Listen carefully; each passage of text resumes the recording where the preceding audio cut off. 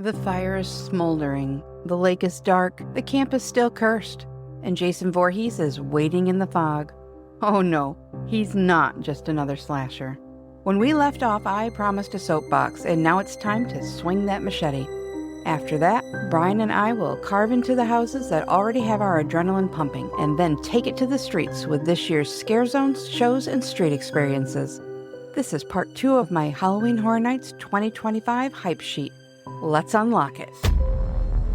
Welcome back to Unlocking Universal, your key to all things Universal Orlando and beyond. Now here's your guide and unfair advantage, Holly. My last one in the potential killers category is the Jason Universe house. And I feel like I need some background music to turn on right now because I have a soapbox to get up on. And this one's been brewing with me for a couple of weeks. Oh. And I know I've mentioned it to you in passing. But so the thing is, I've heard a lot of this lately. This is a Hollyism right now. People are saying, Jason's got no personality. Why is he coming back to the event? And the movies are cheesy. Some of them flat out suck. And you know what? That's true. But a lot of them suck perfectly. Jason Voorhees isn't just a character. He's a cornerstone of the slasher genre. Michael Myers in Halloween, absolutely. He fathered the slasher. But Jason solidified the genre as a whole. We have horror movie tropes because of the Friday the 13th franchise. Sex or drug use equals death. Let's split up means someone's going to go bye-bye in a very bad way very soon. The car won't start. Never good. Don't go up there or don't go out there. What are they going to do? They're going up there. They're going out there. And they're going out the window or something. They're dead. And the most iconic of horror film tropes, the final girl. So the thing is, when these movies came out, it wasn't about deep plot. It wasn't about, is it good? It was about piling into the theater with your friends, waiting to see what was going to be the best, grossest, most hilariously inventive, over-the-top kill this time. And much thanks for that goes to Tom Savini, who is a special effects icon. But it was a communal thing. It was campy. It was insanely fun. Only now, instead of sticky movie theater floors, we get to run for our lives through Camp Crystal Lake itself.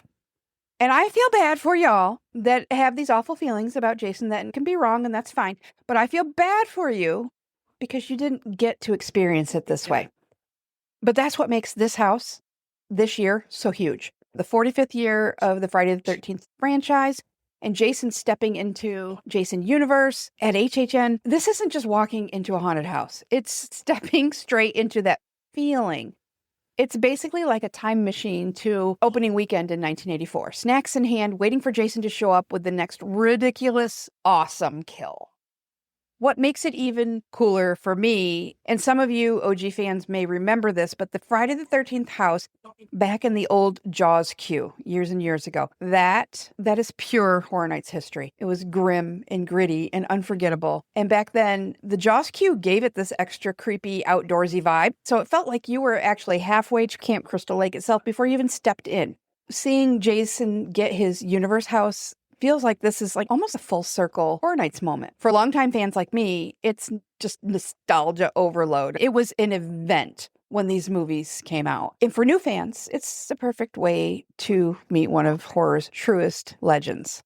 So I'm going to step down off my soapbox now. But everyone, Jason is not empty and boring and stupid and whatever. It's, you gotta look below the surface. So I am done, and I now return you to your regularly scheduled hype sheet. Yeah, that's one that I was already thinking I screwed up. I needed to raise that one up. I had that experience in the 80s with some of the movies, and I have slasher running through my veins. And that brings us to our top category, pulse pounders. This is our final girl category. These are the ones that already have your adrenaline going, your ride or die, can't miss lineup for Horror Nights. I have 3 in this category. 2 of them are IPs, one's an original. I know, based on a little bit of math, that you have 3 in this category as well. So, yeah, take it away. Right. The first one is an original, and it's Dolls, Let's Play Dead. And the reason why I put it as a pulse pounder is because of a little history for me. Every time we would go to my grandparents' house, my grandmother, she was a yard seller. Like, she would hit every yard sale in the whole area and buy every single doll at every single yard sale. She would buy them all. I swear her house probably had hundreds and hundreds of dolls. So that means they were everywhere. And so whenever we'd go, I would sleep in the den and the dolls all around me. And I just have to lay there in the dark and just look at them, wondering which one's going to get me first. Dolls, Let's Play Dead takes me back to that. And I think it's going to be a lot more than just walking through a house. I think it's going to bring me back to my childhood when I would just go to sleep every night at my grandma's house, scared to death that, which one was going to come to life. But yeah, I think it's going to be great. That's cool. Didn't she have a basement full of them too? They were everywhere. I forgot about the basement. And I would go down there almost like I was just trying to be brave. I would go down there and just walk around and look at everything. And she just had some of the creepiest dolls. But that's not why she had them. She liked them. She just collected them. She thought they were great. But that's awesome. One that I have in here is El Artista, a Spanish haunting. And for me, this one is one of my pulse pounders because this is the wraparound. This is the backstory that brings everything together for this event. So it makes it really super exciting for me. It may not be as in your face as other houses, but it just feels important. It reminds me of my all-time favorite Horror Nights icon, the Caretaker. I just get the feeling from the Scream House feeling if you watch a walkthrough of that house. When I read about this, that's what I think about. It's that same mix of elegance and dread. So while it might not scream like hype and everything, I think it's going to be truly unforgettable. I think it may fly under the radar of casual visitors to the event as well. But this is the one I want to go to first. Yep. Oh, that's surprising, I actually. thought you'd be surprised with that. But that's because I want to set up the event with it. At least on my first night, I want to go there first. Okay. That's fair. It's definitely high on my list, and I'm pretty sure that it needs to be higher. You're going to have all 10 in pulse pounding at the end of the week. Yeah, they're all pulse pounding, except for Hatchet and Chains. We'll see. What do you have in your second one? My second one, you already talked about, Fallout. Again, that should actually be potential killer, but I like the show so much. I was so upset after I watched the last episode, knowing that no more until season 2. I just think I'm going to enjoy it. I don't think it's going to really make me jump. I'm not really concerned about that. I just think I'm going to really enjoy it. I feel like this year, to me, having gone to Horror Nights for so many years, it almost feels like a return to its roots, which is a funny thing to say. And I'm realizing that right now because there's actually roots growing all over everything as part of the overall theme this year. But true, because they say, live the horror you love to watch. And I feel like that the Fallout house is a really good example of that. We enjoy this so much, and it's putting us in that story, watching the shootout, going through the wasteland and different things. So that's really super exciting. Yeah. And if they're selling these cowboy hats, I'm buying one. I'm surprised you don't already have one. Oh, goodness. Okay. Well, that brings us we each have one left. And if I have done my calculations correctly, I think it's the same one, which means that you do get cookies because it is the correct one. And it's the right pick. It's the right choice. It would be my number one. Absolutely. Yeah. Okay. So that would be Terrifier. And Terrifier, if I had to do 1 through 10, this would be number 1. For those of you who don't know, it says, nothing can prepare you for this grisly haunted house based on all 3 of Damien Leone's Terrifier films. Try your luck against the sadistic Art the Clown in his twisted funhouse. Witness Art's gleefully grotesque handiwork of torture.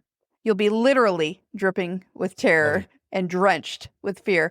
It's a whole new level of gore. And that just makes me giddy. So giddy that I'm getting a little tongue-tied here. I called it. I just want to say, in different conversations online, different people are like, Terrifier will never come. They will never do that. And I'm like, don't say that too fast.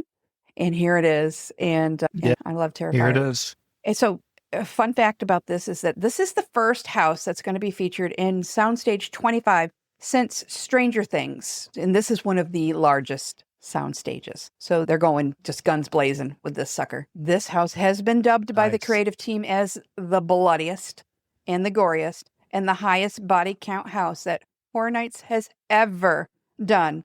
And with more water effects than in any house ever. In fact, there are so many water effects in this house that guests will have the option, at least in Orlando, of choosing the dry path, the wet path, which I've heard called the blood bath, Art's Symphony of Gore. According to Ramon Peredoa, this house is going to feature every single iconic kill that Art has created. Not perpetrated, but created. And guests will have tons of blood dumped all over them. Yeah, so we are going to see Dawn's unfortunate hacksaw incident. And as far as the water goes, this house flooded a team member previews. They flooded to the point they had to shut it down for the rest of the night.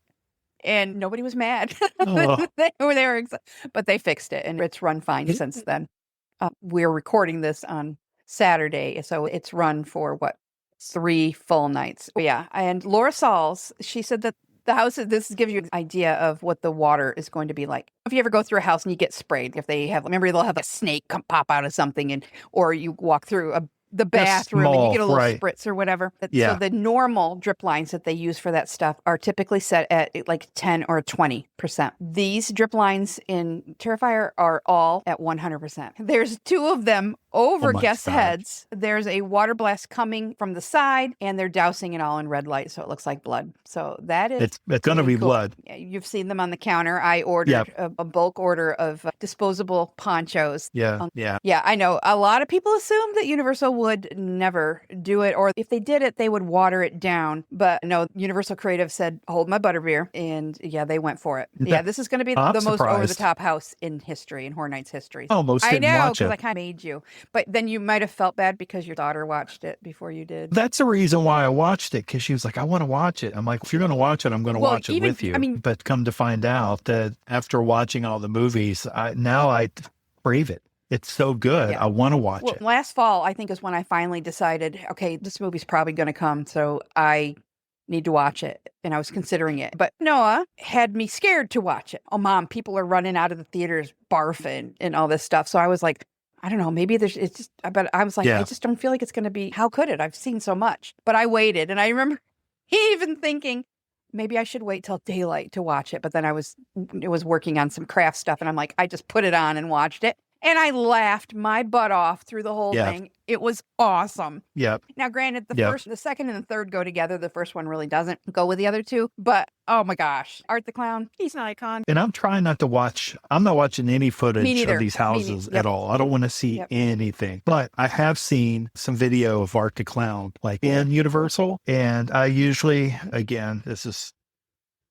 people may think I'm strange. I'm not the biggest for these interactions. I just don't really care. But Art the Clown, I'm stoked.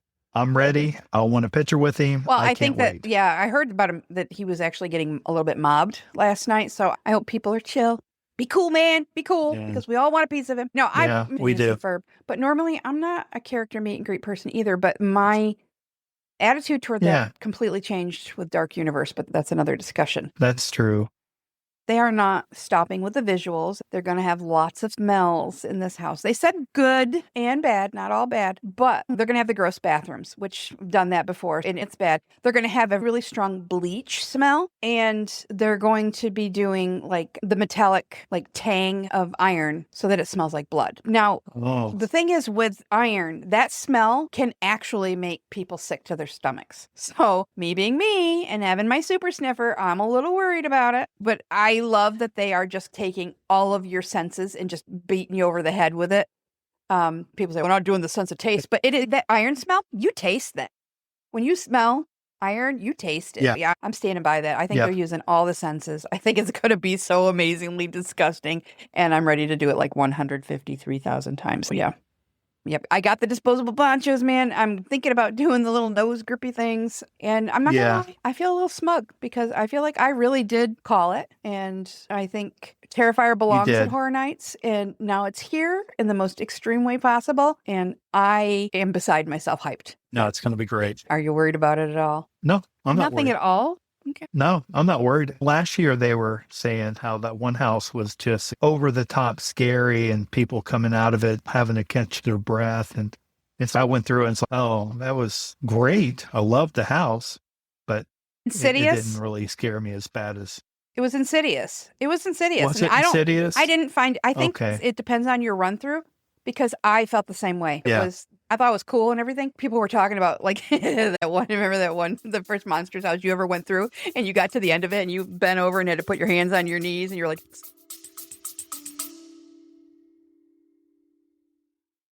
Quick break before we unleash more chaos. Have you grabbed your free HHN 2025 Hype and Rank Pack yet? You know how everyone does those 1 through 10 hype lists every year, and it never feels right? You're forced to put houses apart even when they're basically tied, or push something to the bottom and say, well, it had to go somewhere. Hype isn't math, it's excitement. That's why I created the Hype and Rank Pack. Instead of a numeric list, you'll sort your houses into my 4-category framework that actually captures how you feel. Pulse pounders, potential killers, half-in-the-coffin, and last call. I made 2 theme versions plus a black and white printer-friendly one so you can rank your HHN hype your way. Grab it free at unlockinguniversal.com or through the link in the show notes. And don't forget to share your sheet and tag me at unlocking_universal. I want to see where your hype lands this year. Oh, yeah. Yeah. I think the timing in that house was just dead on all the way through. They're like, oh, that guy looks easy. And they just got me all the way. And so I couldn't breathe the whole time because I'm too busy jumping out of my shoes. Coming out of that one, I could finally I think you were like that again. with graveyard games too, which is really fun. And it's super fun for me because I don't have a strong startle reflex, which I wish I did. I just don't. So seeing people jump and stuff, that's fun for me. And when they do get me, it's so much fun. I love it a lot. All right. Yeah. Well, that is all 10 houses packaged up neatly, and you can shake them around and they're not stuck in slots.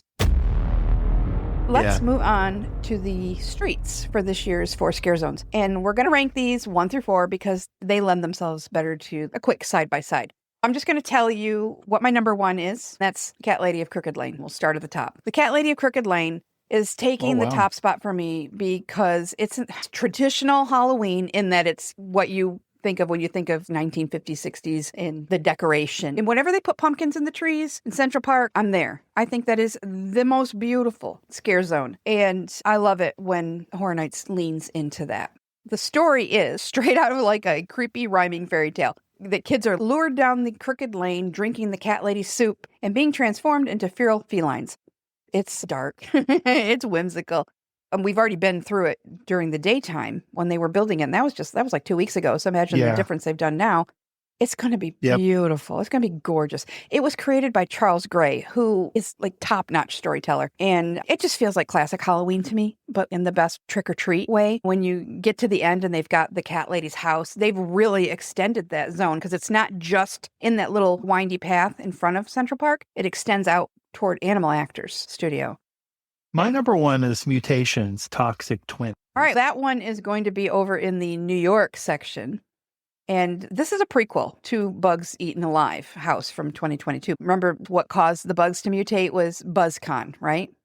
Well, BuzzCon is at the center of this scare zone. So the backstory is wild. It's like mobsters and crashed pesticide trucks, which causes all the mutations. It's like a toxic nightmare. Not really post-apocalyptic. It can't be. It's in the 1920s, but it almost gives that feel. And that's a really large canvas for them to put it in. Yeah. And that's why I picked it, because it's going to be over in the New York area. And I feel like that's where they can really just do it whatever they want to. And I always have fun over there. So it just looked like a good idea and a good area. Number 2, I have Masquerade Dance with Death over in the Hollywood area. I didn't really know where to put Masquerade. Usually the ones over in Hollywood, I don't care for as much. It's almost like an afterthought for me. So I ended up, can I just go ahead and tell you where I put it? Yeah, I put it at number 4, only because of where it is. It was reminding me of the year they had the fashion show or whatever that is. It was cool, but it just really wasn't my favorite. So I felt like it was going to be not the worst. It's going to be great, but that's why I put it in 4. So the story is a picture of a vampire masquerade ball with the ornate masks. And when the masks fall, that's going to reveal who they are and that you're the prey. So I have this at number 2. 2 words, Van Helsing. That scene where they do the masquerade ball and then they all drop their masks and they're after Van Helsing. I love it. So I'm hoping that's the vibes it gives. It may or may not, but that is what I have in mind. I hope so. For it. So it's right in my wheelhouse right there because I love Van Helsing, which if that's a Universal property too, it's possible that it will give that. What do you have for number 2? Number 2, I have Origins of Horror. The story behind this one is that it is a decaying conservatory, El Invernadero, which ties directly back to El Artista. And it's going to have monstrous crows and gothic imagery, tying the whole event together. Why did you put it at number 2? To me, it just looked visually stunning. It just looked like I'm just going to enjoy it. It was really hard to tell, to be honest. Now that we're talking, I wish I would have pushed it down to number 3. But my after this podcast hype sheet is different than the pre, because you're explaining all these areas and houses so well. Like you're painting this picture, and I'm like, oh, I didn't think about that correctly at all. I don't know. As long as you move Jason, we'll call it even. Consider him moved. Heck, he may be a pulse pounder. Well, I don't now. even have him in pulse pounding. That just depends on the actual treatment and stuff. We'll see. All right. Yeah. So for number 3, tell us what you have in number 3. I have Oh, Cat okay. Lady All right. in number 3. How do you hate her? Yeah. I don't hate her. I just had this idea that it was going to be just a little simple and maybe a little bit too simple. But I don't think I'm seeing it the way you did. After you explained it, I'm like, I should have put this number 2. I like the location too, but it's so bottlenecked through there. It's so hard to get through a lot, and they'll have the smoke, which is awesome. And a lot of times I don't feel like I could really stop and just pay really close attention. I feel like I'm forced through. I'd rather just look at it from afar than actually go through. All right. That's fair. So at number 3, that's where I have Mutations Toxic 20s. I think it's going to be fun, but in my opinion, the New York zone is, like I said, it's a huge canvas, really, because it's so wide, it's so open, they can do so much with it because they don't have to worry about things being in the way or whatever. And we walked through very quickly the other night before we went to see Slaughter, and it's looking good, but I just seen them go bigger and bolder. So we'll see. I'm hoping that maybe I just needed to see more. But the whole toxic zombie gangster thing, okay, we'll see. I don't know. I have Origins of Horror pulling up the rear here. And I think it's going to be cool. We saw some of the props. They were covered, but we saw them. We have an idea. But for me, I can't pull my brain away from the idea that is always like the table of contents for the event, which is cool and which is needed. But when you think about, okay, what scare zone do I want to go hang out in? It's never that one. It's one of the other 3 usually. All right, and that brings us to the shows. This year we are getting 2 shows, thank goodness, because people need a place to go. And while everybody said, hey, Nightmare Fuel is done because they went through their trilogy, which they did, they are back again. This one is called Nightmare Fuel Circus of Decay. So last year it was the circus where the guy was trapped and had to relive it kind of Groundhog Day over and over again because the woman he fell in love with and he had to see her die over and over again. This year they are revisiting that circus after the fact. And the second thing that we will have for a show is Hauntophonic, A Ghoulish Journey, and it is a lagoon show. Have you ever seen a Halloween Horror Nights lagoon show? No, I have not. Well, you almost saw one in 2022, but then Hurricane Ian put the kibosh on it. I don't know if you remember that, but the units and everything got destroyed there, and we are getting it back for the first time in 3 years. We just have a 1 and a 2 in this category. Do you have yours ranked? I do. I have them ranked, but you need to understand that I'm not a show guy. Shows are not why I'm there, and I really just go to the shows just so I can sit down. So besides that, I just don't go see shows. So All right. I'm not your show person to ask. So what do you have for number 2? Oh, number 2, I have Nightmare Fuel. I bet it's great. If I went to see it, it would be like, this is so wonderful. You don't ever get to see stuff like this, but I'm just not drawn to go see it. So what are you saying? That you've never seen Nightmare Fuel? I've seen one show years ago. Yeah, that I don't remember it. It was like my first year. I don't remember seeing Nightmare Fuel ever, so I'm not sure. We must have gotten. Well, I don't know. No, I didn't. I don't know if it was Nightmare Fuel. I don't know the name of it. I've seen one show. Like whatever show was in that location. I'd have to look it up because like off the we've top of my been head, I there. can't recall. But I do know that you missed Bill and Ted by 1 year. So that sucks. It was almost like a break from the intensity of Halloween Horror Nights because it was funny and everything. And it wasn't quite as loud. Yeah. I have never seen Nightmare Fuel only because 2 reasons. One would be if the lines aren't long and the times don't match up, I'm going through a house. I'm not going to take the time. Like you, I'm not there for the show. I have nothing against it other than it's just really super loud and everything. But really do want to try to see it this year because I feel bad that I haven't seen it. If we both have Nightmare Fuel at number 2, we both have Hauntophonic, A Ghoulish Journey at number 1. I remember previous Lagoon shows. The original Ghoulish was the one that was destroyed during Hurricane Ian, and we haven't had one since then. A Marathon of Mayhem. It's just really good. And you've seen Cinesational, right? Yeah, I dragged you, so I know you've seen it. Okay, then yes. The Lagoon show, and with the drones and the fireworks and stuff. So that is... the drones that is the number 1 nighttime spectacular in all of the Orlando parks, actually. I just heard a whole ranking thing, and that is sitting at the number 1 spot, and I think it's earned it. It's awesome. Yeah, I just think that the Lagoon shows have been such a great addition, and I'm really excited to see it come back. Now, being that we have Frequent Fear, will I stop to see it every time? No, not at all. That's a great time to jump in a line or something. But that's why we need these shows, to eat people up, basically give people someplace to go. So that's really cool. Right. All right. And finally, we have the Street Experiences, which are both new additions to Halloween Horror Nights. And I'm pretty excited about them because it's something else to do. It gives people somewhere else to go, somewhere else to stop and enjoy something for a little bit rather than just the shows, just the houses, just the scare zones. Even though that's a lot, this event gets more and more popular every year. Yeah, I'm excited about these two. I bet that I can guess which one you have in which spot because there's only 2. And I feel like I know you well enough to know that Club Horror is probably not your number 1. Would I be correct? Okay, I thought I would be correct in that. So Club Horror, the premise for it is on the streets of San Francisco, guests will enter Club Horror where they can snap pictures with original characters, which, I mean, that's pretty cool, actually.